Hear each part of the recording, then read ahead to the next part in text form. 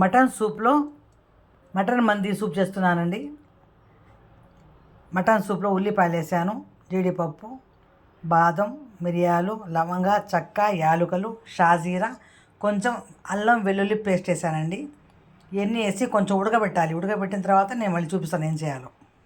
ఈ సూపు చాలా ఆరోగ్యకరమైందండి. ఎందుకంటే కాళ్ళు నొప్పులు కానీ, నడుము నొప్పులు కానీ, జలుబు, దగ్గు ఏదైనా మాయమైపోతాయండి. చాలా మంచి సూప్ ఇది. మీరు కూడా చేసుకోండి ఒకసారి. రుచి చాలా బాగుంటుంది. ఉల్లిపాయలు బాగా ఉడకాలండి. దాంట్లో ఉడికిన తర్వాత తీసేయాలి. ఇది వాతానికి కూడా మంచి సూప్ అండి. ఇది ఆరోగ్యం చాలా ఆరోగ్యం అన్నమాట. ఈ సూపు వాత నొప్పులు కూడా పోతాయి. మంది సూప్ రెడీ అయిపోయిందండి. దాంట్లో కొంచెం కొత్తిమీర, పుదీనా వేయాలండి. అంతే, అయిపోయింది.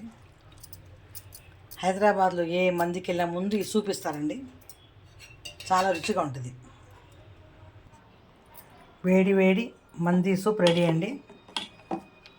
లైక్ చేయండి, షేర్ చేయండి, సబ్స్క్రైబ్ చేసుకోండి నా వీడియోల కోసం.